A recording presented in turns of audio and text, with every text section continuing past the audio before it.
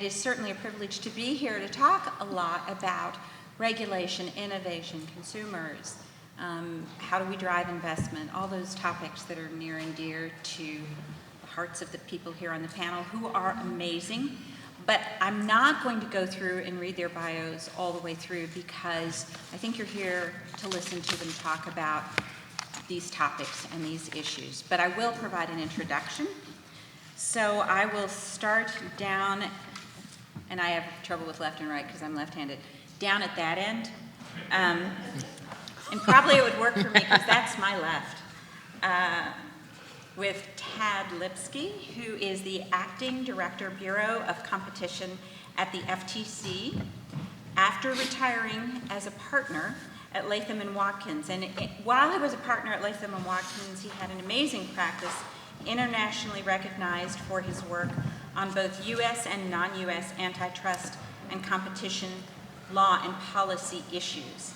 He's had just a stunning career even before joining the government, and I think we all benefit from his willingness and his commitment to public service. So thank you for coming and being with us Appreciate today. that. Next we have Sally Greenberg, Executive Director, National Consumer League since October of 2007, which is a long time. Scary. She is, if you talk to anyone, she's a passionate leader who has testified numerous times before Congress on consumer protection issues. She's been active politically in various organizations and has done government stints in her background as well. And she is an impressive and dedicated advocate, and I'm happy to have you here to engage with us on this topic, so thank you. Thrilled to be here. Next, I have Bret Swanson. Bret is our economist du jour, and he is a visiting fellow with the American Enterprise Institute's Center for Internet Communications and Technology, and he's president of Entropy Economics, which is a strategic research firm specializing in technology, innovation, and the global technology. He's a prolific writer, a big thinker. He's passionate about economic growth and the policies that encourage it, so he'll be bringing a slightly different perspective to this conversation today. And last but not least, we have someone from the private sector, Robert Fisher. He's a Senior Vice President, Federal Government Relations at Verizon. He joined the company in 2005, and he oversees all of Verizon's advocacy before Congress, the administration, state and local groups. He's also Vice Chair of Verizon's PAC, I think that's right. And he too brings to the table government experience because he served on the staff of U.S. Senator John McCain and worked in the Senate Subcommittee on Communications. And Robert will be bringing the perspective of when you try to come up with regulatory frameworks, what's the impact on corporate America, and how does that create incentives or disincentives to investment and innovation? So with that, I don't know if there's a magic order that people are going in here. There is a magic order, but I'm not at the top of it. Okay. I think Sally was first, right? I think I am. Oh, all right. Bret's first. Thank you, Kathleen. That was too kind, and thanks to the Federalist Society. I've admired your work from afar for a very long time. I'm not a lawyer, but I'm going to talk about the economy today, and I think to get the economy growing faster, we're going to need the help of a lot of small lawyers, smart lawyers to make that happen. So I'm going to sort of set the stage, talk about what's happening in the economy and what's happening in the world of innovation, and then we can talk about some more legal and policy matters that affect that going forward in this constantly changing and dynamic arena. So in my view, the last 10 years, one of the real big challenges for the country has been very slow economic growth. So starting even before the financial crisis, but certainly since the financial crisis, we've had a very slow recovery going over about 10 years now. And, you know, if we'd kept the historically average pace of economic growth over these years, the economy today would be $2.8 trillion larger. That's a huge sum that really means a lot if you think about what that means for the country in terms of jobs and incomes for average people. And I think probably in some way, or in a very, very large way, helps point to a lot of the political frustrations that we've seen over the last couple of years. We've just, we had this huge growth gap. Now, there's no law of nature that says the economy should grow at 3% every year. That's been the historical average. So maybe the economy is just more mature and we're going to grow slower in the future. That's a respectable and legitimate point of view. There's some reasons why I don't think that's right. Why I think the economy is really underperforming and why we could grow a lot faster and innovate a lot more. So I just completed a new paper with a colleague of mine, Michael Mandel, trying to look at this question about why has the economy been growing so slowly? Why has productivity growth been so slow? And what are the prospects for future innovation? There have been a bunch of books come out in the last couple of years saying that basically we're just not going to innovate like we used to. All the good ideas have been plucked, the low-hanging fruit, and we should sort of lower our expectations for today and the decades to come. So we wanted to see what are the reasons for the productivity slowdown and what are the prospects for innovation over the coming decade or two. And we I think, have some interesting findings. Nobody has all the answers, but we may have one piece of the puzzle. And so what we did was sort of broke the economy into two buckets. We said, here's part of the economy that we call the digital economy, and here's another part of the economy that we call the physical economy. So the digital economy is tech, mobile, software, media, finance, professional services. A lot of these sectors that have basically been digitized over the last 20 years. And then we looked at the physical economy, which is everything else. So it's manufacturing, healthcare, education, transportation, logistics, retail, and other things as well. And what we found is that the economy as a whole, productivity as a whole, hasn't slowed down. The digital industries, in fact, have kept very rapid productivity growth, nearly 3% over the last 15 years. It's these physical industries where we've seen the real slowdown and which have pulled down economic growth overall over the last 10 years. So the digital industries, we've seen productivity growth of about 2.7%, which is good productivity growth. But in everything else, healthcare, education, manufacturing, transportation, et cetera, productivity growth has just been 0.7%, barely crawling along. And that's really what we've, has been limiting incomes and so forth. And again, if you think about it in a political context, it's these physical industries which tend to be sort of, concentrated maybe in the middle of the country, where we saw some of the, political dynamic take place. Where people on the coasts, maybe where some of the digital industries are focused, have thought, wow, everything in the economy is going along pretty well. Not so in the physical industries. Now, what might you notice about some of these physical industries? They tend to be the more heavily regulated industries, and in our view, that is a factor in why they maybe have not been innovating like the digital industries. We tend to still regulate them with regulatory systems that may be, 50 years old or even stretching back to the 1930s. And does that make sense for the modern economy? The other thing we found is that these physical industries that make up 70% of GDP and 75% of employment only make 30% of the investments in information technology. So in our view, they are just not leveraging what is the most powerful economic force of our time, which is information technologies, computers and broadband networks and mobile and all these artificial intelligence just coming online, they're not leveraging technology the way they could to innovate the way that the digital industries are. And so this information gap, in our view, is one reason why these industries aren't innovating. So if 75% of the economy, that's sort of part of the disappointing story, that 75% of the economy isn't innovating like it could. But if you flip that around, that's also a huge opportunity. If 75% of the economy is underperforming, that means if we can get it growing faster, innovating at a faster pace, that can make a huge macroeconomic impact and lead to better jobs and higher wages, better incomes for millions and millions and millions of people across the country. I should also say that the digital industries they've tended over the last couple decades, we've tended to treat them with sort of a lighter touch.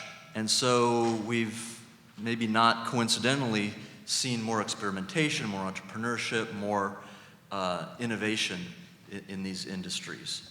I just want to close out with one idea about one sector and one set of regulations that I tend to focus on a lot, which is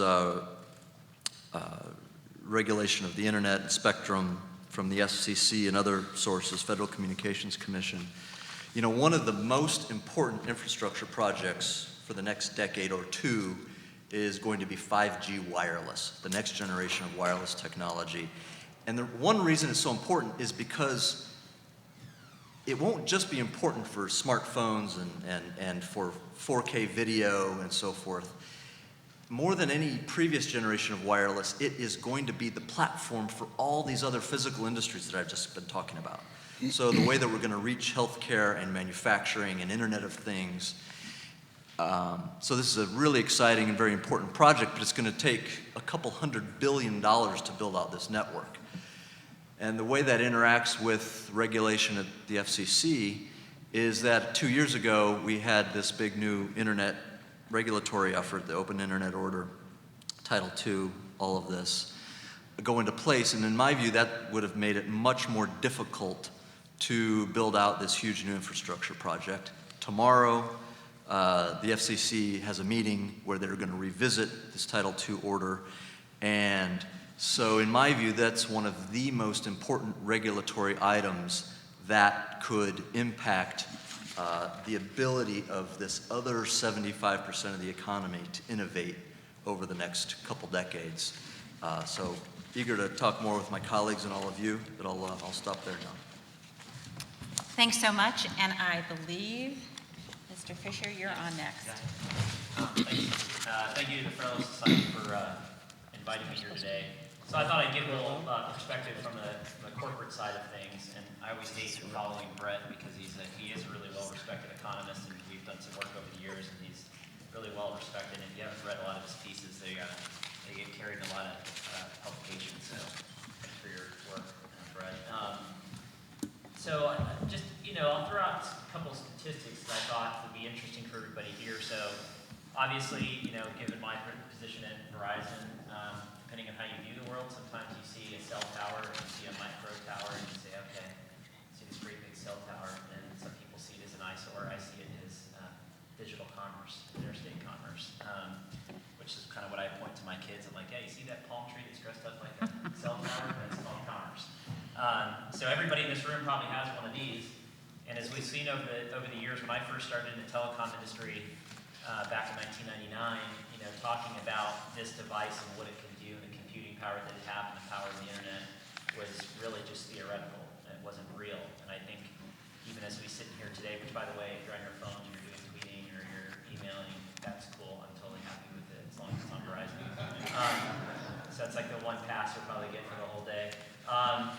But a couple interesting statistics. So as far as we've seen on the trends, and Cisco does a lot of good reporting on the numbers on this, global data on mobile wireless networks grew by 63% alone in just 2016.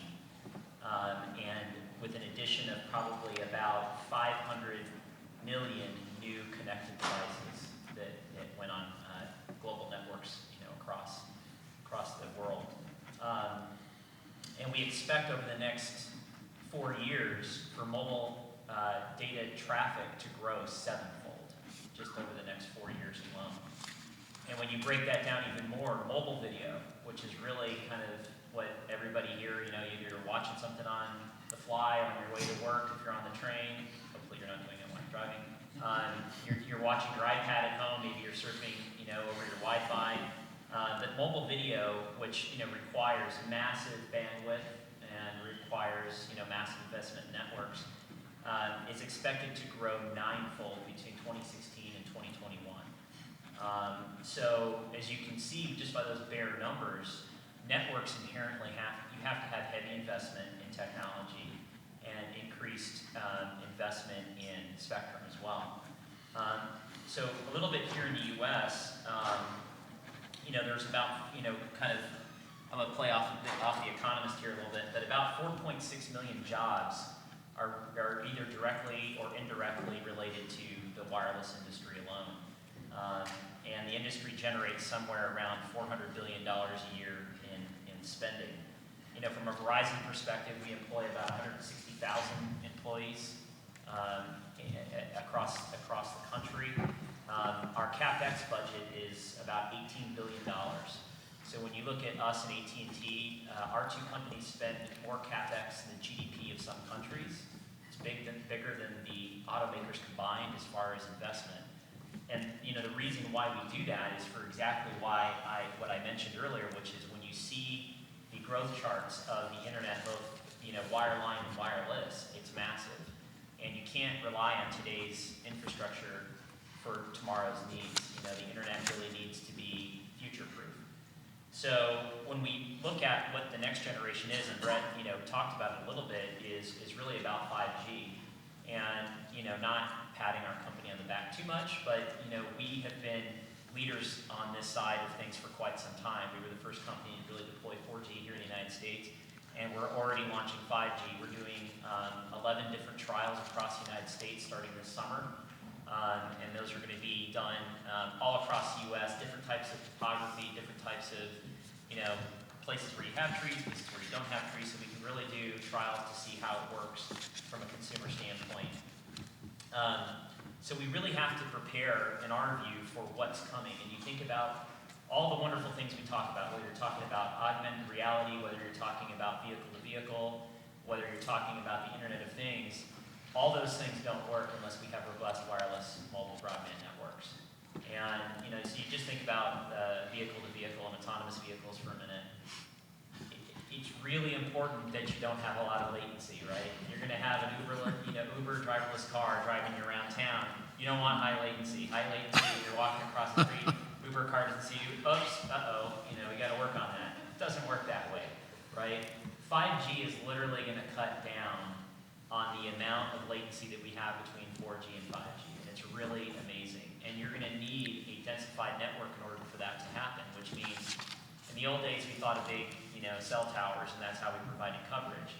5G is going to really run on two things. One, high-frequency spectrum, or what we call millimeter wave spectrum, and two is densifying the network, which is putting macro cells, microcells all around towns and cities all across the United States. Because unfortunately, good thing about high-frequency spectrum, carries a lot of bandwidth, can handle a lot of traffic.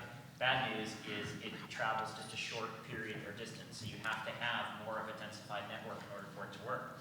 So at Verizon, that's what we're really focusing on. We're focusing on densifying our network in the 4G sense today, making it ready for the 5G sense. Second thing is you're going to need more spectrum. The federal government's going to have to make more of that available. And the third thing that you're going to need, and I know we're talking here a little bit today, is you need to have streamlined regulations in the way and the role that the government plays. And I think there's ways to do that. Both from a Capitol Hill perspective, having my old hat on, but also in a public-private partnership sense. So I'd say the first thing, as I mentioned, more spectrum needs to be allocated, and I think that the FCC has done a really good amount of work on this, and they've already started looking at different proceedings to make more high-frequency spectrum available, and you're starting to see that. We just had a recent auction, and I know that they're always looking for more auctions in the future. And if you think about it from a congressional standpoint, auctions are every time you have a spectrum deal, it's usually wrapped into a budget deal because they're looking for pay-fors. And, that hasn't always 100% been the case, but it's generally the case of how it works. So Congress is always going to be looking at this and trying to figure out how they can allocate more spectrum and what it means for revenues. The second thing you kind of see is really the work that needs to be done on streamlining government regulations as it relates to small cell deployment. So if Verizon has to go out and deploy thousands and thousands just for our network alone of microcells all across the country, that means we have to go city by city, municipality by municipality on negotiating rights of way, pole attachments, and everything else. And again, I think that the FCC, and I think both Chairman Pai and Commissioner O'Reilly have really talked about this a lot, and Commissioner Clyburn as well, which is trying to find ways, and they have two different current proceedings that are looking at that right now to figure out how can we streamline regulations to make it easier to deploy this infrastructure. And I really commend them on that. Those are going to be two really important proceedings moving forward. But I'd say in the broader context, and you heard Bret talk about this, when you think about infrastructure, I think about it two ways, just like Bret mentioned. We have physical infrastructure and we have digital infrastructure. And from Verizon's standpoint, we feel like we're positioned to really help from the digital side. And it's really simple. We're not going to go to Congress and ask for a ton of money. Some people are going to go out there and you have people that build roads and bridges, and we need that, airports. But all we're telling the government is, hey, we want to help you build the next generation digital infrastructure. And by the way, we're going to do it with private dollars. The only thing that we need from you is help in streamlining regulations as it relates to small cell deployment. Because unfortunately, when you look at our telecom laws, first of which I think Bret kind of alluded to this, most of the folks in here probably know, if you follow technology, we're governed by the 1996 Telecom Act. So you just have to keep saying that to yourself, 1996, right? Which was really based on a rewrite of the 1934 Act. And the 1934 Act was based on the 1887 Interstate Commerce Act. So that's kind of the history of telecom law going back to common carriage. It doesn't exactly fit the digital age, right? And many of the things that we're looking at, even in the 5G world, again, still those laws are not applicable to where we're going and where we need to be. So when I talk about future-proofing the internet, that's kind of what I really mean, is that there needs to be cooperation from both the federal, state, and local level to be able to get rid of the underbrush on what it takes to deploy these 5G networks. I think all of us can agree that we want the U.S. being the leader in these services. We led the way in 4G and we lead the way in 5G. So I guess in sum, what I would say is from our perspective, we're trying to work with regulators and with lawmakers and policymakers in the federal side, the state side, and the local side to try to streamline regulations so that we can deploy this technology quicker, faster, and I think there's a way to do that. And there's a few bills that you've seen in Iowa, my home state of Arizona, where I'm from, where they just passed legislation that does exactly that. And it was a way of bringing everybody together from the federal, from the state side, from the local side, and private companies to do legislation to accomplish that. So I think there's a way forward for this. I think there's a way for us all to work together, and it doesn't have to be adversarial. And so, I'm happy to be here today and look forward to the dialogue. Thank you very much, Robert. And as you were talking about the spectrum role of the FCC, they really started out in the broadcasting space as a spectrum manager. And it's stayed a critical part of what they do, although the role has expanded in so many other directions. But you will see that that was sort of the core functionality when there was first the brainchild of an FCC, is it was all about spectrum and unleashing that resource for the benefit of consumers. So now we're going to turn this over to Mr. Tad Lipsky, who's going to talk a little bit about these issues from the perspective of a gentleman who's been in both the private sector and is now back in the public sector. Great. Thank you, Kathleen. So my major theme is going to be the difficulties that the legal and regulatory system has in dealing with the new technology and the advance of innovation and so forth. And Robert actually stole my prize line. the illustrations that I would start with in trying to convince you of the difficulties that the legal system has with innovation really goes back to the railroads and the creation of the Interstate Commerce Commission. Now, I think, I would guess that a majority of the people in this room have heard of the Interstate Commerce Commission. It was established to regulate railroads in 1887. It was really the first federal administrative economic regulatory agency established. And most of the major federal administrative economic regulatory agencies since are based on models that essentially derive from the Interstate Commerce Commission, which was a reaction to the innovation represented by the railroads. And ultimately, the ICC grew to administer a very strict program of economic regulation with barriers to entry and exit, very strict regulation of pricing. You were required to file your prices in tariffs. It was illegal to deviate from the tariffs even by accident. Ultimately, this form of economic regulation fell into discredit over an extended period of time. The ICC was actually abolished in well, I didn't write it down. 1986 would be a good guess, although I'm not completely confident of that. But the point is that en route to collapsing of its own weight, as each new transportation innovation was introduced to the American economy, the regulatory authority of the ICC was extended to that new mode, and pretty much these new modes were regulated almost as if they were railroads. Motor carriers, which became possible with Henry Ford and the internal combustion engine and the highway system and all that good stuff. Inland water transportation, barges, and even common carrier petroleum and petroleum product pipelines were regulated by the ICC. And as alluded to by Robert, which I think was just an all-star point in this discussion, the original regulation of the electromagnetic spectrum was given to the ICC. It was taken over by the Federal Radio Commission and then the Federal Communications Commission. So the spectrum allocation system that is administered today by the FCC is in fact one of the last remaining survivors of the 1887 vision of how innovative industries should be regulated. Now, the ICC was abolished precisely because, for a variety of reasons, that model of regulation was deemed to be counterproductive, anti-consumer, and it was really in the early 1980s, kind of the Reagan era, when it became publicly recognized that administrative regulation was the enemy of efficient service by whatever industry you were talking about.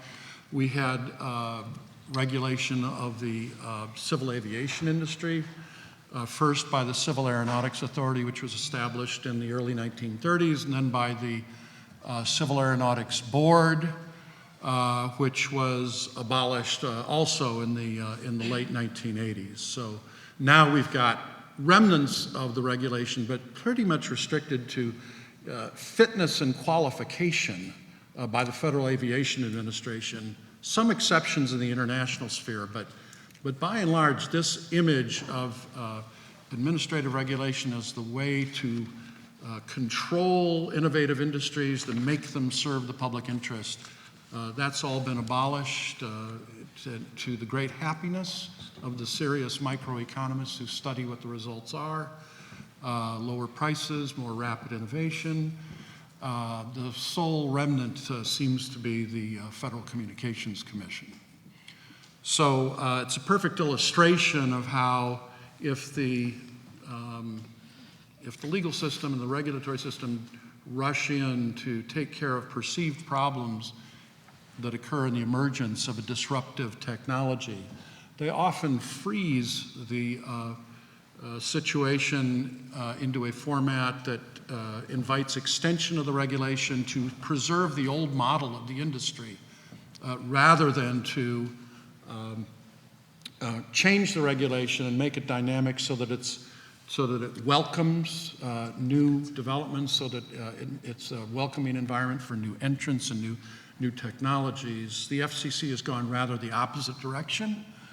First regulating the licensing of radio and television broadcasting, and then extending, when cable television became feasible, extending regulation to the CATV market in a way that was really designed primarily to preserve the configuration of forces that existed in the broadcast industry. And I could go on, but I promised Kathleen I wouldn't be too critical of the FCC. But there are other examples. Some of my favorite, because I've been an antitrust lawyer my whole life, some of my favorite examples come from the antitrust sphere. Back in 1969, on the last day of the Johnson administration, a massive monopolization case was filed against IBM, which was viewed as the monopolist in the general purpose electronic data processing industry. And if you want to see an antique piece of computer industry history, I encourage you to go read the complaint in US versus IBM, because in a manner obviously calculated to produce in the reader the fear that IBM, if not subject to antitrust control and constraint, might take over the world of electronic data processing. The complaint points out that in a very short period of time after introduction of the IBM Model 360, IBM had sold thousands of computers and had earned hundreds of millions of dollars, and even converted to 2017 dollars, hundreds of millions of 1969 dollars are not that many dollars, considering that the electronic data processing industry, if that's what you can still call it, is worth trillions of dollars. So the IBM case, as you probably are aware, was never even submitted to the judge because the litigation dragged on for 13 years, and ultimately it was dismissed by consent of the parties in 1982. Another good example I like to cite is the case of United States versus AT&T, which was filed on the last day that Richard Saxby was Attorney General, which actually culminated in the divestiture of what I would refer to as the old Bell system, the old AT&T, which literally had a monopoly of telecommunications in the United States from early in the 20th century until the AT&T divestiture, which was carried out in 1984. The interesting thing to me about the US versus AT&T is that at the time that the divestiture was carried out, the antitrust agency's faith in the efficacy of that divestiture remedy really rested on a very specific understanding of how the regulation of the telephone system worked. That as long as the natural monopoly part of the telecommunication system, which was then thought of as the local lines, the local loops, was integrated with the part of the business that could be competitive, and that would be telecommunications equipment and long-distance service, that there would inevitably be incentives for the local monopolists to distort and limit entry in the competition for the other parts of the telecom market. So there was an essential theoretical, economically well-founded, but still theoretical belief that the divestiture would assist innovation by separating the monopoly part of the business from the competitive part of the business. To me, what is so interesting is how the way that telecommunications has actually worked out is so radically different from what was envisioned at the time. What was envisioned at the time is that there would be competing long-distance carriers, competing equipment providers, and local monopolies. Well, it didn't take very long for mobile telecommunications and other innovations. At the time, mobile telecommunications in the early 80s was practically zero. Some of you older folks try to remember the year in which you first purchased a mobile phone. I bet it's in the late 1980s. Am I right? Is there anybody who can remember purchasing a mobile phone before 1985? No, I didn't think so. Kind of the radio phones. But for most of us, I think we bought our first truly cellular phone probably in the late 1980s. So that was, half a dozen years after the divestiture had occurred. But we had not only the development in cellular or mobile technology, it was all analog. And along comes packet switching, and along comes optical fiber, and along comes this, that, and the other. The point is that by the time the 1996 Act was passed, we all probably had AOL accounts by then. We were on the internet by 1996. The point is that the innovation that was unleashed by the elimination of the telecommunications monopoly had completely changed the competitive character of the industry. The old conception of competition and innovation was probably that if we had stuck with the AT&T monopoly, we probably would have had princess phones in multiple colors. That would have been the major innovation. And by eliminating the various regulatory blockages to competition in the various sectors of telecom, this huge technology revolution was unleashed. So now it is an unimaginably more productive, almost unrecognizable sector of the economy with vast importance. So I hope I haven't overrun my time, because I just want to finish off with two quick points. I'm glad we have an economist here who's emphasized the importance and role of innovation. I'm sure you've all heard this complaint before, that the legal and regulatory system does poorly with new technology and innovation, tends to freeze industries into old patterns, to discourage new entry and to block innovation and make it hard for things to change. I'm sure you've heard that, but you have to couple that belief, assuming that's what you do believe, with the fact, it is a consensus among economists, that at least half the increase in the productivity of the global economy is attributable to innovation. If you look across all the fields of human endeavor, whether it's construction, transportation, communication, medicine, agriculture, whatever it is, most of these areas are, the technology has advanced tremendously over the last 30, 40, 50 years. It's what accounts for the type of economic growth that will keep the population, happy, growing, surviving, being a productive and reasonably tolerant society. So when we say, now put the two thoughts together, if the legal system is having a problem, if the legal system is discouraging innovation, it is creating a speed bump or a roadblock to the force that is responsible for at least half the growth of the economy. That is just a crazy bad problem. And so I think I hope these two thoughts come together. I think that both themes, I think, have a certain presence and popularity in the public eye. I think that the problem of the legal system being an impediment to innovation is reasonably well recognized. It's not a radical thought. And the proposition that economic growth is tied in a very critical way to innovation, that's not a radical thought. I think that's an accepted thought. But what doesn't seem to be accepted is that solving the problem of the legal impediments to innovation is so critical to putting us back on this economic growth path. Okay, I'm taking too much time.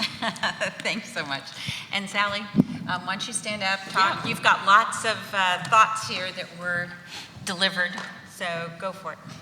Yeah, well, I'm the shortest person you'll ever meet, so I like to use every opportunity I can to increase my height. So thus I'm at the podium, and really happy to be here. This is my first Federalist Society event, and we come at things rather differently, but it's always useful and interesting to hear other points of view. So I guess I'm the designated fly in the ointment because I come from a consumer and labor advocacy organization that believes in sensible regulations and think that our welfare and well-being is enhanced by those sensible regulations. So let me just start by saying that we want innovation and we want investment as well. I'm excited about the comments that you made about 5G. That's great. I'm as much of an addict to my cell phone and all of my technologies as everyone else. And you'd be crazy not to recognize the explosion in the last 10 or 15 years in what the internet has provided and all the startups, the really exciting things that are happening in our economy and around the world. I just want to say the first person I remember having a cell phone was Alan Dershowitz. I was working in Boston. Yes, Alan Dershowitz. I was working in Boston for the Anti-Defamation League, and he had just had a debate with somebody, and he was walking around with this thing. It was like this large, and I said, "Oh my God, Alan, what is that?" And he said, "It's a phone." I said, "Oh, I've heard about those, and you can carry those with you." This had to be in the mid-1980s. And I said, "Is it really expensive?" He says, "Actually, it's not so bad." So the conversation ended there, and my boss had a phone in the car, and it's really funny to talk to our younger generation. We have these tiny little phones now, and you can go to a museum for cell phones and see what there was, and they can't believe we carried those things around with us. So I'd like to start by quoting the great trust buster and Republican Theodore Roosevelt, who back in 1902 said at a speech, "The great corporations which we have grown to speak of rather loosely as trusts are the creatures of the state," he said. "And the state not only has the right to control them, but it is duty-bound to control them whenever the need for such control is shown." Well, at the National Consumers League, we kind of agree with TR. Our mission is to promote social and economic justice for consumers and workers in the United States and abroad. So we've been doing this for the past 118 years. I am not a specialist in telecom issues, but I do spend a lot of my time thinking about and working for sensible regulations that protect consumers and workers. So we have advocated for legislation and regulations that protect those very groups from the worst abuses of companies of all kinds, whether they be food manufacturers. We've been around since 1899, and at the 1904 or 6 World's Fair, a company was displaying green beans, and they had dyed them. We displayed green beans that a company had dyed green to make consumers think that they were more palatable. And this was one of the first opportunities to raise concerns about corporate ethics.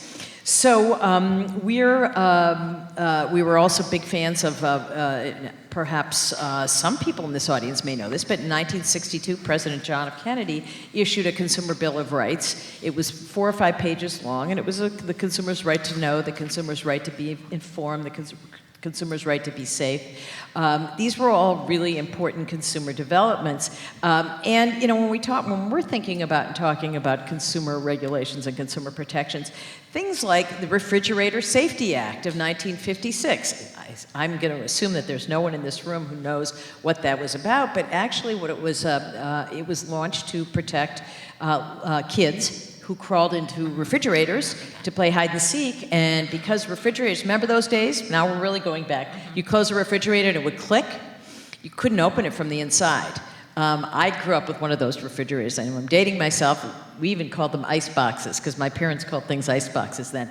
But you close it and it would click shut. You couldn't open it from the inside. Today's refrigerators are all, because of the 1956 law, are all able to be open, and no child has died inside of a refrigerator since then.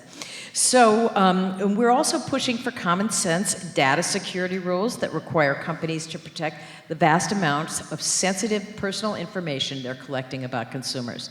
and I'm going to talk in a second about all the terrible hacks of very, very personal information, healthcare information, and other kinds of information, psychiatric or psychological information about individuals that's become, because of hacks, has become available in the public domain, and that's a scary development. So why do we do this as the end sale?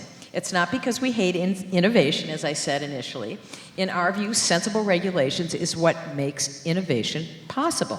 Without consumer protection regulations, bad actors are the ones who stand to gain most from abuse in the marketplace. So without vigorous enforcement of antitrust regulations, monopolists are free to squelch innovation-driven competition that threatens their marketplace dominance. I'm glad you mentioned the CAB, Tad. Very interesting. You know, we did deregulate the airlines. And I testified several weeks ago in the Senate Commerce Committee about what a disaster the airlines are in their deregulated state because as a consumer, I mean, we've all experienced nightmarish rides on airplanes. We've seen what happened to Dr. David Dow getting dragged off. That is really the tip of the iceberg. But what we have is an industry that is so concentrated. We've got 80% of we've got 4 airlines who own 80% of all the marketplace, and they control costs, they control routes, they divvy up the country. There is no competition. They've got themselves exempted from antitrust violations. They cannot be sued on a state and local level. There's no private right of action against them. And they last year earned $15 billion in ancillary fees. So we are asking Congress to come back in and set some rules in place. We need regulation. I mean, we need competition. We do need regulation. But we need competition in this industry desperately. And what we have today is a hugely concentrated and very monopolistic marketplace for passengers. So innovation and consumer protections, we don't believe are mutually exclusive, nor does consumer protection regulation squelch investment, as some would have you believe. Indeed, consumer protection regulation can actually promote investments that have significant benefits for consumers. Let's take, for example, seatbelts. Back in 1965, Ralph Nader published Unsafe at Any Speed. That was a landmark book that examined the resistance of automakers to putting safety features like seatbelts into their vehicles.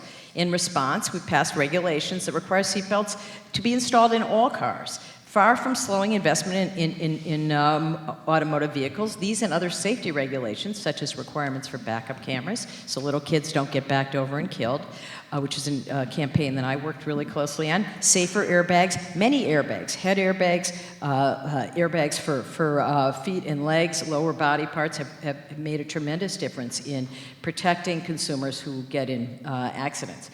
And they paved the way for significant investment that saves countless lives. In fact, in 2016, Toyota spent $1 billion on the development of new safety technologies, and other competing car manufacturers spend amounts that rival that. And they do it because actually safety sells. When Ralph Nader was doing his thing in the 1960s, there was a saying among car companies that consumers weren't interested in safety. They didn't want safe cars, they didn't care about safety, and they wouldn't pay for safety.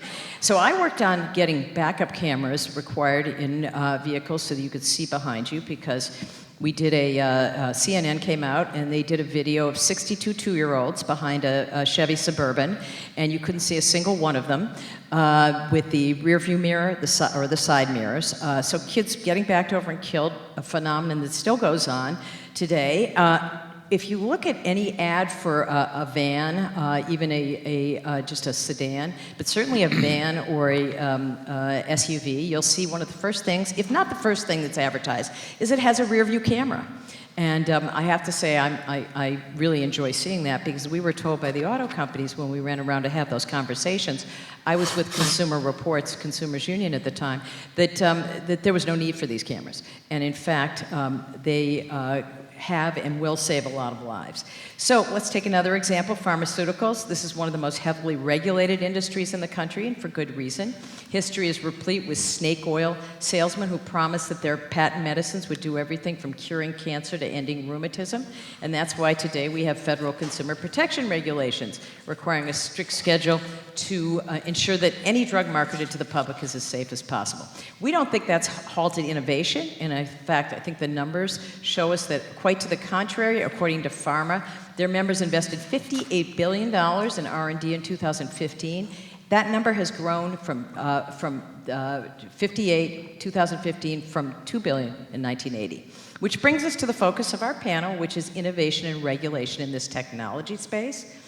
Again, look at the numbers. Despite the evolving regulatory landscape, where ISPs are Title I information service one day and Title II common carrier the next, has the heavy hand of regulation slowed investment. In 2004, according to U.S. Telecom, the broadband industry invested $57 billion in its infrastructure, including wireless networks. In 2015, that number is $76 billion. Since 1996, the industry has invested approximately $1.5 trillion in its infrastructure. And Robert, you talked a lot about we're going to see a five-fold and seven-fold increase. All of that is obviously very expensive, but very valuable investments that are being made. So a little bit looking for a solution in search of a problem here, in our view.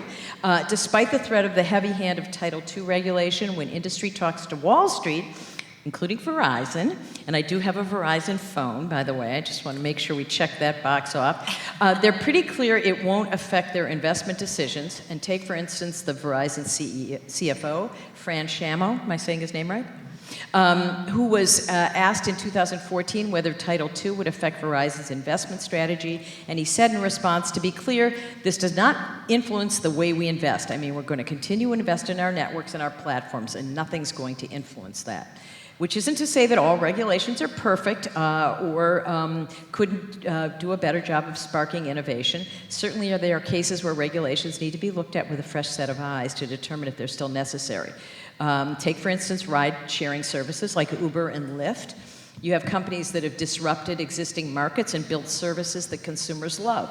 We've written some stuff on autonomous vehicles. I think it's a really exciting, fabulous area, and we're going to see the rollout in the next few years. And we don't know exactly what it's going to look like, but it's going to be pretty amazing. And I'm looking forward to that. However, some of these Uber and Lyft and these disruptive technologies like them have run into roadblocks where the taxi industry has used outdated regulations to try and protect their business model. Do we really need to rely anymore on a medallion system that limits the number of cabs that we can have in any city?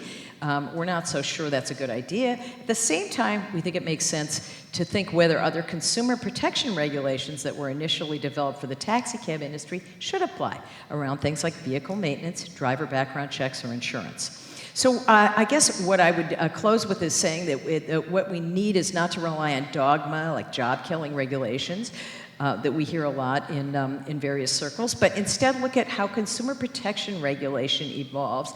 And we talk a lot about how the regulatory system slows down innovation. And every time I hear those kinds of generalized comments, I say, well, let's look at each regulation and see what it does and why we have it in place. And there's often a pretty good reason. And if there's not, well, okay, then we could be on the same page. Regulation can help to ensure that, if it's done sensibly, to promote investment in innovation. And it's really striking that balance that consumer advocates like the National Consumers League look to when we work with companies like Uber and Lyft, Verizon, AT&T, and others that are so involved in the technology economy and the innovations, the really exciting innovations we're going to be seeing in the next few years. So thank you for your time. I look forward to answering your questions and having a very robust debate. Thank you, Sally. So there were so many thoughts thrown out. This is a great area for conversation. I think it illustrates that technology changes, regulation seldom changes. It's hard.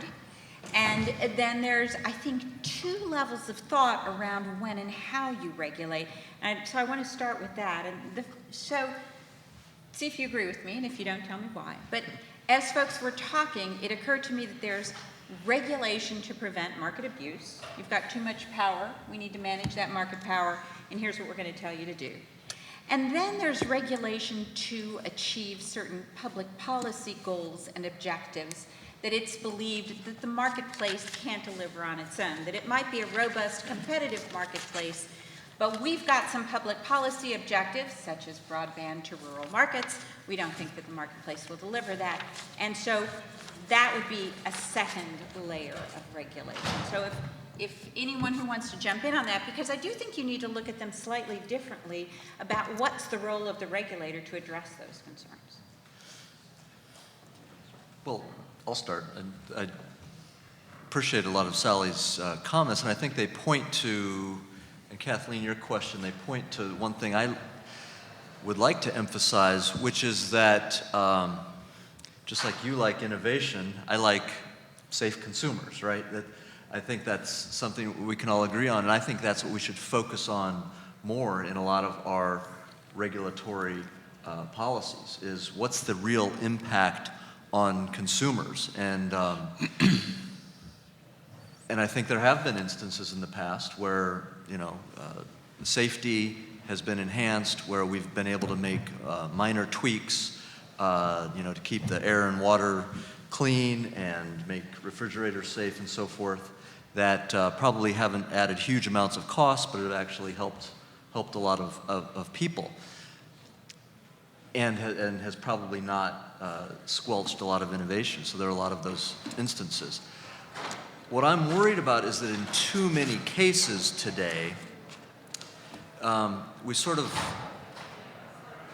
push the consumer to the side, and what happens is that bureaucracies, as they tend to do, sort of vote themselves their own new powers that may or may not have been detectable in statutes, and they, instead of focusing on consumers, oftentimes will try to dictate how different players in the industry relate to one another, or try to pick winners and losers among various companies, or try to prescribe or proscribe certain practices regardless of any study of how it's impacted consumers, regardless of any study about the competitiveness of the marketplace.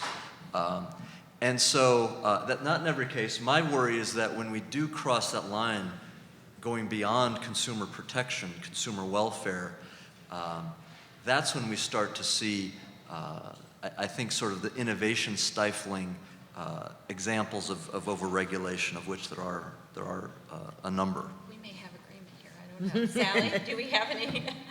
Yeah, I would agree that bureaucracies can become a means to an end.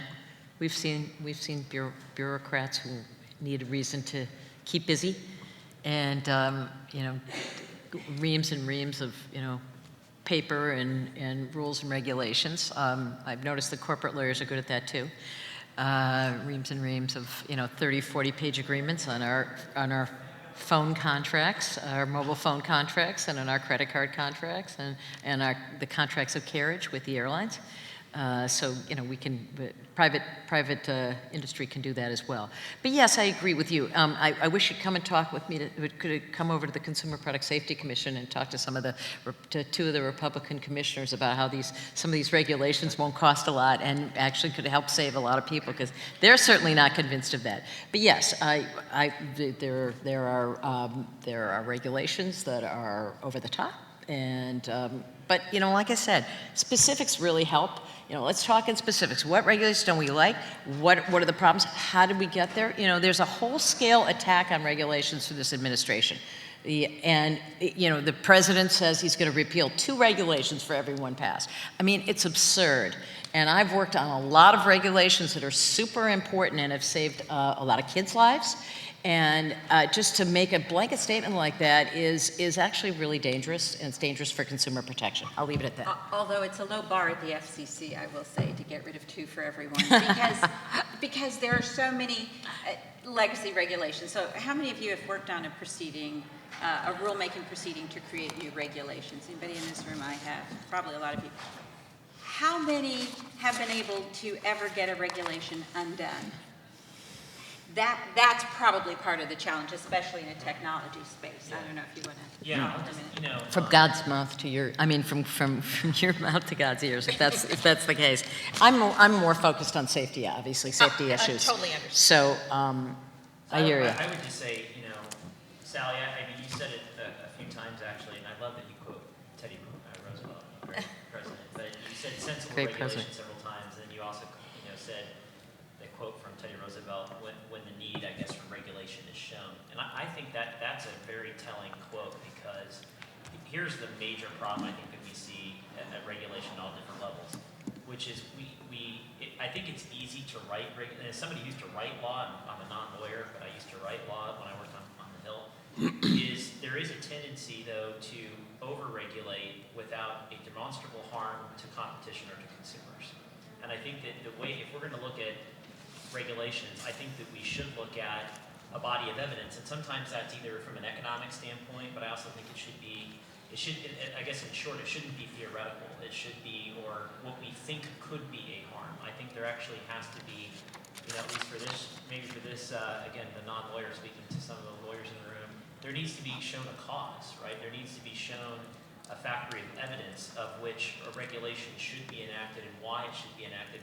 I'm all for sensible, or as a Republican, I'm I'm for sensible regulation as well, because there's many things that you cited that are absolutely have a public good, and there's no qualms about that.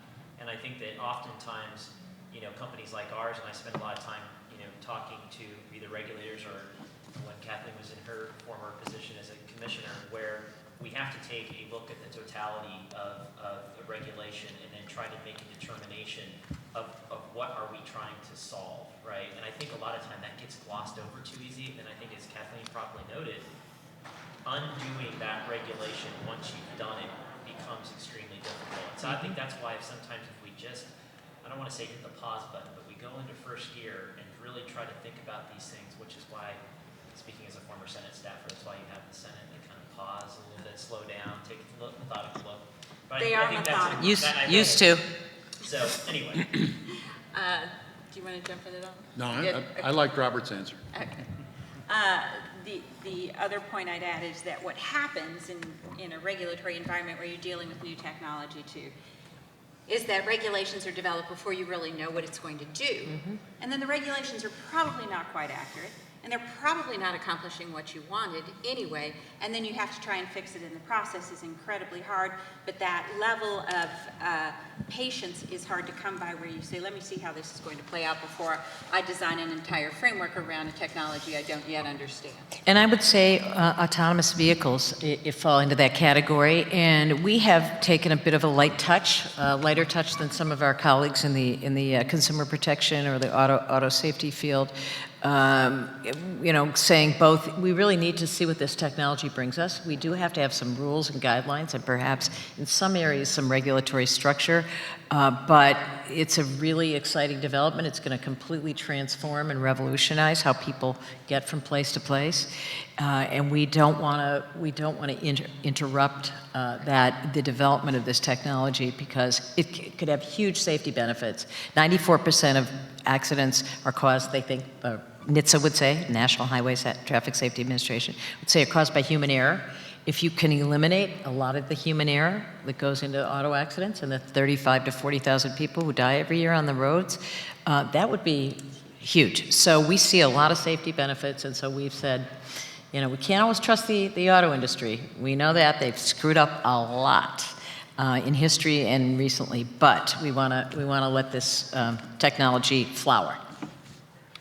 Yeah, I just wanted to add that I think sensible regulation is ultimately not a partisan issue.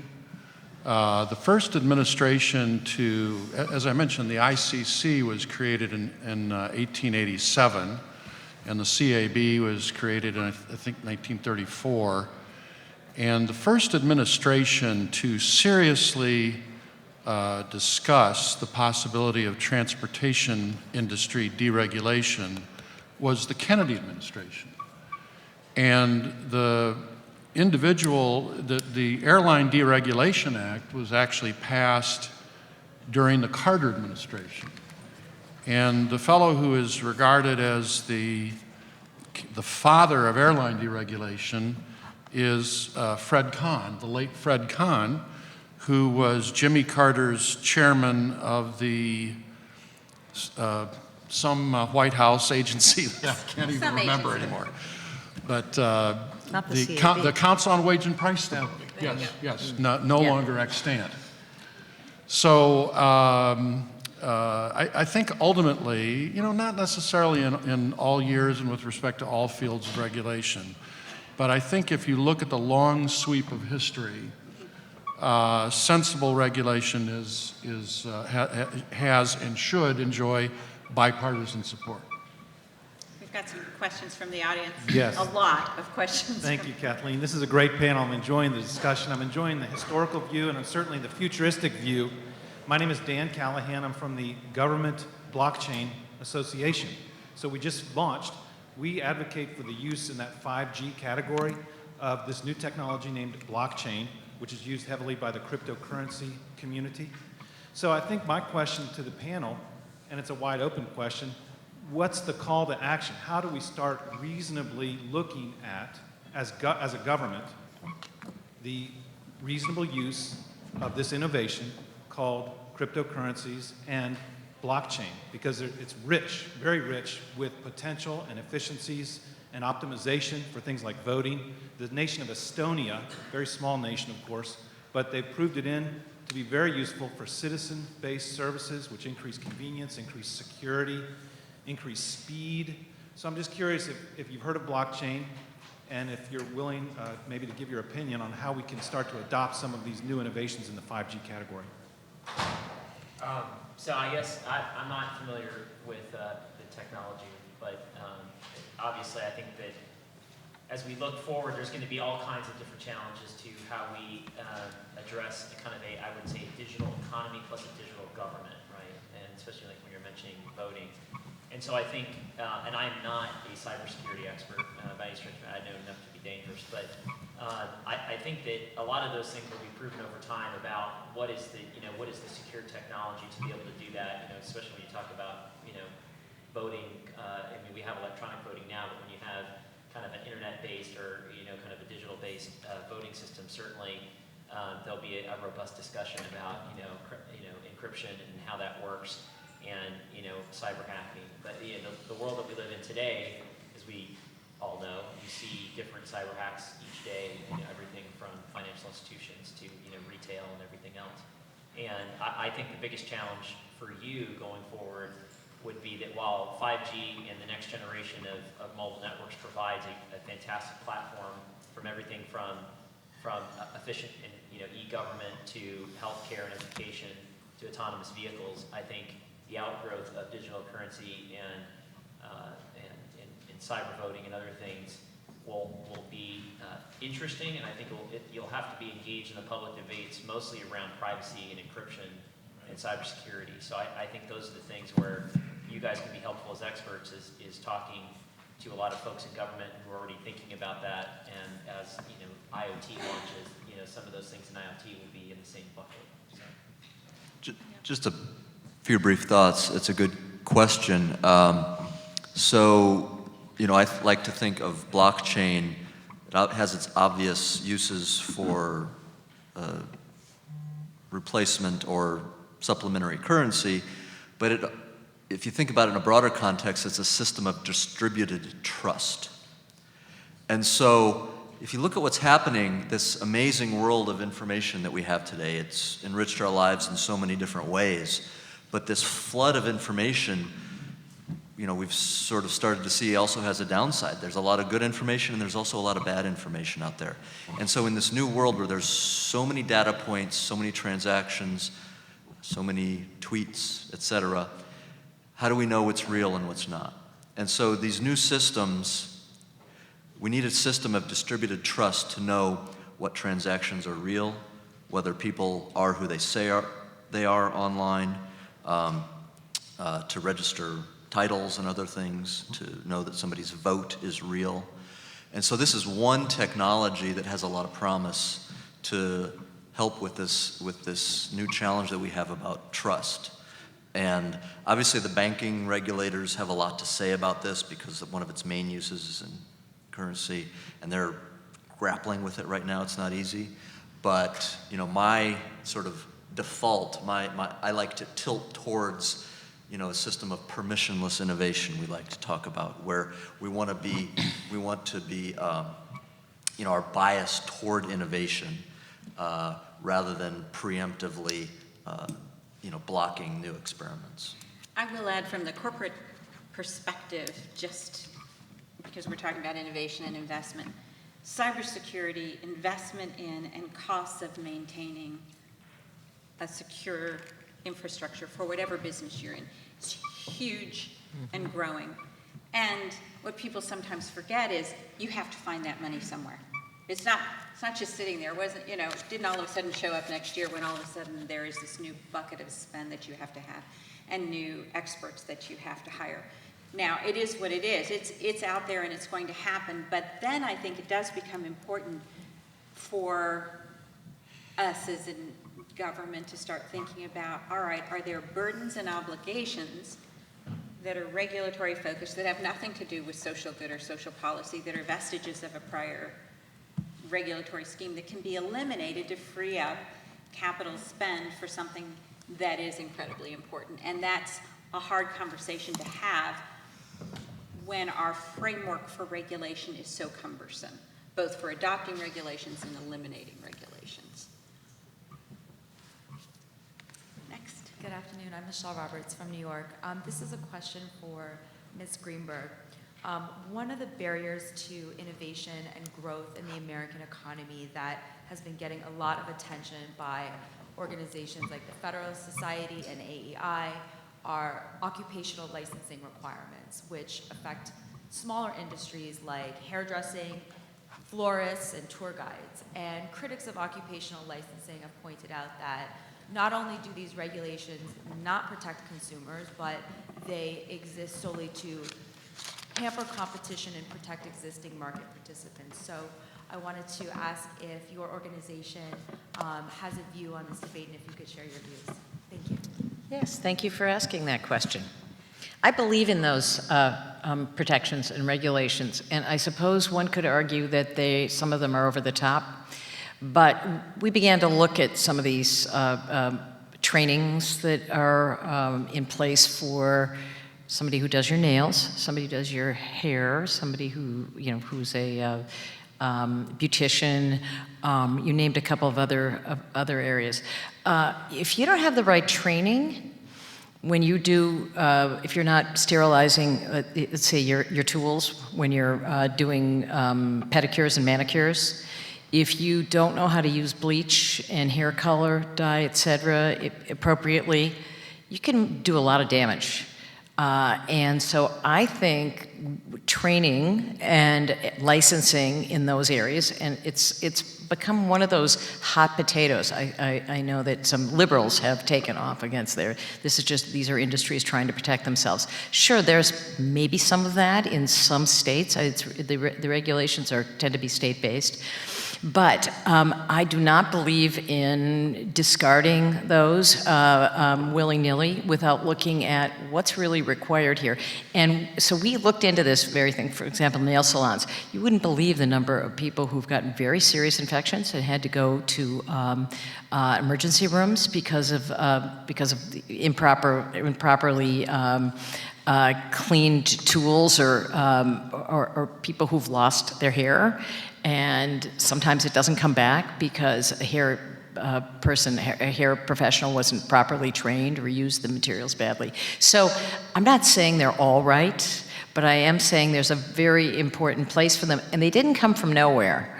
We've been around since 1899. Little kids were being given morphine because drugs and cough medicines, and they were dying in the early 1900s. There's a reason for a lot of these protections and trainings and regulations. There's a reason why we have U.S. pharmacopoeia that has has very strict guidelines about how you put together medicines and foods and things like they set the standards. And so I think those standards are important. And like I said, I don't know that all of them are appropriate. There may be ways that they're trying to squelch competition, but let's be very careful before we decide they're lousy and we should throw them all out. Hope that answers your question.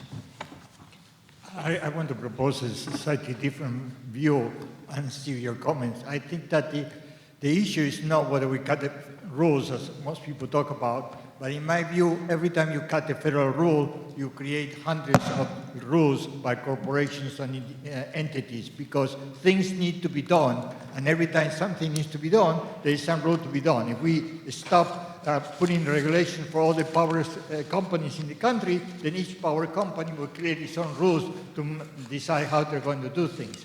So to me, the major problem is not whether to have more or less rules, but to have more optimal rules.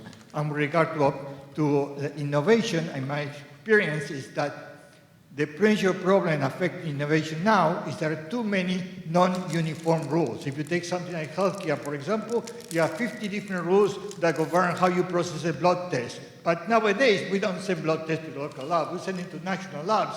So the reality is that practically everything that's been done in medicine today violates some state or federal rules because it's impossible to comply. So what we need to have is uniform national rules that make sense. So all this nonsense to me of cutting federal rules is really saying, do you want to cut one federal rule and create hundreds or thousands of individual rules, or do you want to optimize the rules? So the question is whether or not we should try and have uniform national rules. Should we put our focus on having rules. national, or should we go back and let every state and every person, maybe we don't need to have yellow lights, we need to have colors. That's a great question, because there is a tension right now between rules that states can adopt and rules that the federal government might adopt. So I don't know who wants to address that. Yeah, I think that, I mean, you raise a good point, is that I think, especially in our world, I guess the telecom and tech world, is that we talked about the 1996 Act, which got its roots from 1934, which got its roots from 1887, and I think that when you look at the convergence that's taken place in the industry in particular, Verizon, for example, we now own AOL, and we're about to, close on Yahoo. We are really becoming a mobile broadband internet company, right? AT&T is, purchased DirecTV, and they've had a different blend, and now they're purchasing content. Comcast bought NBCU many years ago. Google is now not well beyond just a search engine. They are a platform for a variety of different, things across the internet ecosystem. Facebook is now, you can make an argument, is no longer a social media company. They're a content company that's sharing content, spreading content. So you can go on and on. The challenge and the structure of the rules that we have today, I think, are a little bit to your point, is that yesterday's competitors, which were siloed, are now today's mix of a variety of different competitors, both on the traditional telecom side and the tech side, where we are all doing similar lines of business and compete against one another, yet we live by a variety of different sets of rules based on the types of services that you're providing. And even if you're providing some services that are similar, you're still going to have different rules even within those buckets. So there needs to be more uniformity, but I think that's a bigger challenge. As Kathleen would know, that we really do need to redo, and more globally, to your point, the healthcare debate. There's multiple other industries, but we really do need, at least in our industry, an update of the statutory framework which governs us, because no longer is that siloed approach anymore. It's now much more of a converged approach, and as I was talking about the future, it's going to get even more difficult as we go forward. And if we have time, it would be really interesting to hear from a group of conservative lawyers about why we don't have more robust antitrust controls and rules in place, because the Verizons and the AT&Ts and the airlines, they like to buy each other up and not compete.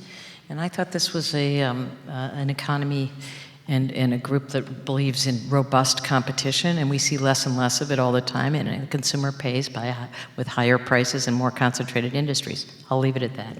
Although I will counter that slightly with, which is that we have recently seen, because we do have enough competition, that markets respond, and all it takes is one actor coming forward and saying, I will give you unlimited data at this price point. And most companies don't like to do that, but a new company or a company that's struggling for market share will do that, and then guess what Verizon has to do? They respond. So I agree, you need enough. I don't know how much is enough. Does it have to be 10? Can it be 4? Can it be 5? I just want enough so that one company out there will sort of disrupt the ecosystem slightly with a new marketing plan, and then the others either get on board or they will lose market share. I would also make one other point. Which It's a is, concentrated industry, though. I think nobody would disagree with the mobile phone industry being a very, very concentrated It's industry. concentrated, but the question is, Do we have robust competition? And I would say no. well, I'd say it's a highly competitive industry in that, 98%, I might have the numbers wrong, but it's in the 90s, consumers have a choice of 4 or more mobile broadband providers in any given area. I'd also mention that, here's our standpoint. 109 million wireless customers roughly is what we have. They chose us because we have a great network, and we've spent a lot of time building that network. They can go to AT&T, they can go to Sprint, they can go to T-Mobile, and they can go to a variety of different mobile regional players in a variety of different markets as well. So I'd say that, if you provide the best product, consumers are going to vote with their feet. And certainly they do that. If you look in my neighborhood, for example, I could either get Verizon Fios, I could get Cox, I could get a variety of different over-the-top video providers that weren't even in the market 5 years ago. So to suggest that there's zero competition or no competition doesn't really reflect kind of what we're seeing from a consumer standpoint. No, but AT&T and Verizon certainly dominate big time the space. And anyway. they are significant players. We'll Yes, go to thank you. Any other Questions? My next question is for Ms. Greenberg. I'm Chris Bowen with IBM. As mentioned earlier, we still have the note from Cravath from 1982 letting us know that the litigation had been dismissed. It's a prized possession in the Armonk Library. The question is about cybersecurity. You had mentioned a number of the hacks that we had seen. What, in your mind, would be a good cybersecurity regulation setup to ensure that it would both keep up with the technological changes while not falling into a simply check-the-box exercise for different companies? Yeah, we have, and I don't have it at my fingertips, we have supported legislative proposals to set some requirements in place about state-of-the-art cybersecurity infrastructures that we think, and some states have this legislation as well. We did a whole a series of meetings across the country. I know Illinois has a really strong, robust set of requirements for companies to, live up to and use state-of-the-art technology. We saw this terrible hack that happened with Microsoft XP, which is super outdated.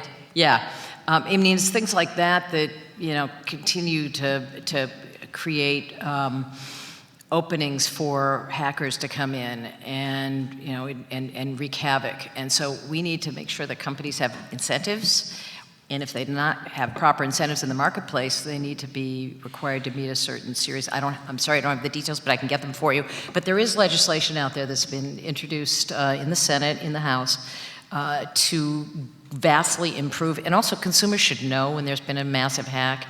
And so we need to give people the tools so that they can protect their data. It's particularly troublesome in the healthcare area that I mentioned. So yes, there are some answers, and we can get you that information. The only other thing I'd add is that this is one of the areas where the incentives are remarkably aligned, because the last thing, I know at my companies, the last thing we ever wanted was a cyber attack. The cost, the exposure, the customer churn, the risk is mind-numbing. And so you live every day in fear of that, and that's why there is, in fact, a lot of close cooperation between the private sector and government. The reason you don't see a magic solution is that it evolves so quickly, and the hacks and what they do move so fast that the question is, what's the right relationship? Because you really want companies responding immediately and not having to go through some sort of checklist or talking or oversight. So I think you're going to continue to see companies and private sector and consumer sector working together on this. This is one of those areas where the stars tend to align as far as the incentives. Hi, I'm Chris Sundenieu of Verizon, a colleague of Robert's. This is a question for Robert and Kathleen, and that is what you see as the likely impacts and the importance of the changes to the net neutrality regulation that's out there, a subject that Yeah, we were trying to avoid that. by its own name is a bit of a misnomer. my historical perspective on that is that so much time and money has been spent on something that, based on how the marketplace works today, is not a problem. But people think it's a problem. So sometimes, even if you aren't having any challenges, if people believe there's a problem, then you have to figure out, all right, what's the right answer? So that's the issue. Net neutrality, people aren't going to get access to certain sites, or you'll be throttled, which, when I was at Frontier, the last thing we wanted to do was throttle or churn customers because they pay bills most of the time. So that's one issue. Then the other issue is that there's no place to put it in the statutory framework at the FCC.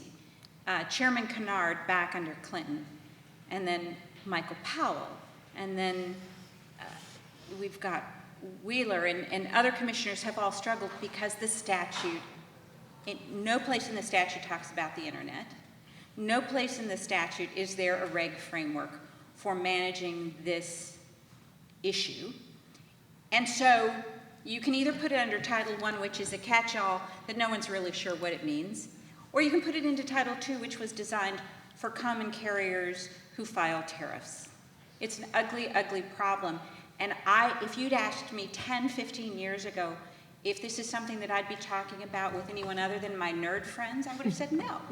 Nobody's going to care about this. I mean, it's important to me because I live and breathe in this space, but there's no way that this is going to be a big consumer issue, and yet it is. So I am totally on board with where Chairman Pai is headed, because I just think that Title II is a bad, bad place to put regulation of the internet, because Title II was designed to regulate monopoly providers who file tariffs. But are we going to be able to sway public opinion? I don't know. Yeah, I mean, see, I didn't even know you're going to be here. So I guess what I'd say is, first and foremost, simply stated, Verizon supports net neutrality, and we support the framework of providing for an open internet and providing consumers to be able to do and connect and go wherever they want on the internet. I think I've been involved in this debate. I got more years than I care to even recall. And it first started out as the open access debate. And, so first and foremost, we believe in that as a company because there's no interest to our consumer base to do something that's going to make them upset. I think number one. Number two, I would say, as it relates to Title II, and Kathleen knows this very well because she was on the commission at the time, many times where we've talked about this. I think Title II, the way I would say, and I agree with her 100%, this is an issue for Congress. It's not an issue for the FCC. And this is an issue where, again, the statute simply does not talk about this at all. And I think it's a perfect example of where Congress needs to step in and draft rules of the road, which, by the way, we support. We would support codifying net neutrality rules into the statute. And I think that would be important from a consumer standpoint. But again, I think if you're going to draft those rules the right way, then you should have a demonstrated harm to competition and harm to consumer that should be a standard that should be included in that. I'd also say, too, that Title II is, I would think of it as a sledgehammer, right, when it comes to dealing with this particular, with net neutrality. You didn't need a sledgehammer, you needed a scalpel. But the scalpel needs to be in Congress's hands to draft it the right way, to give the FCC clear statutory authority and rules of the road of what needs to happen. We're out of time, right? Yikes, we're out of time, sorry. But I know two of you still have questions. These folks are up here, so maybe you can come up and talk to them. Thank you, everyone. Thank you, Kathleen. Thank you.